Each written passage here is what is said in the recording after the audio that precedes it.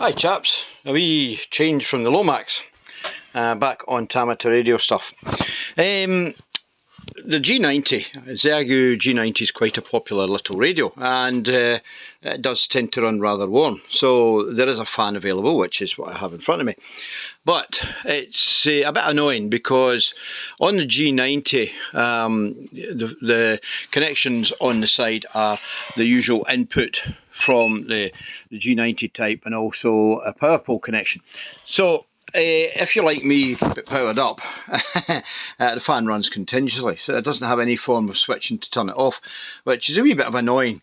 And sometimes you just pull the plug out, you've left the radio on, and there you go, all your settings you've got has been lost because you haven't done the proper shutdown procedure.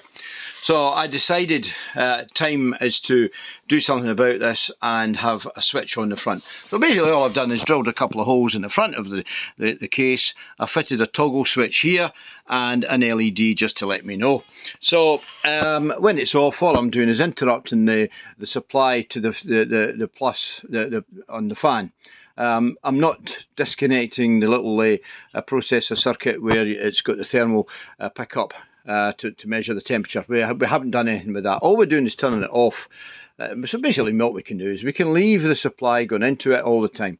The only thing is we've got to remember to turn it on. You don't need to if you're not transmitting, you know what I mean? So if you're just using it for receive, there's no point really having the fan running. So that is the only thing. So there is an LED that I put on there, a green LED. So green means go, and of course that's it. Now the wires will fold in fine. So basically all we do is we switch it on and the fan runs, right? And as you can see, it's running. Now that would normally be running all the time. There's no point in having it run all the time if you've got supply on it. And if you warm up the sensor, you might even hear it. So warm up the sensor a wee bit. Takes a wee while for it to warm up, but that's it speeding up now. You might hear it. Revs are going up all the time. So everything still works. You'll see the strobe effect on the blades there with the phone as it's speeding up. So it still operates as it should do.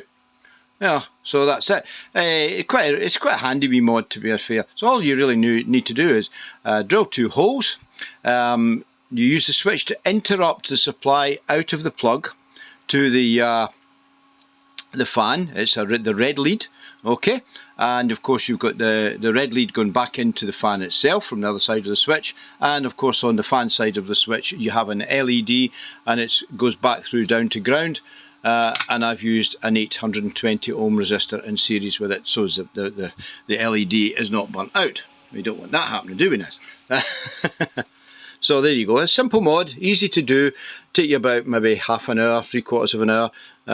Fortunately I had all the bits and pieces I needed out the junk blocks, and that was it. So once I'm down to screw this down, I'll put a small blob of hot melt to hold the wires in place, and I'll normally put a wee bit round about the back of the switch as well, not just for security reasons of the cables, but also just in case of any possibility of short circuits. Simple job, easy to do, well worth doing, saves you having to keep unplugging it. And don't forget, every time you unplug it, you're causing the sockets to get worn. They get a wee bit more worn as time goes on. You don't want that. You actually want it so that it's permanently connected if you can, unless you're using it field wise. I'm using my G90 indoors, and I will take it out on occasions, but most of the time it's indoors because I have a Xiegu 991 and outside. That's what I use. Okay, thanks guys, all the very best, take care, and we'll catch up soon. Ta-da!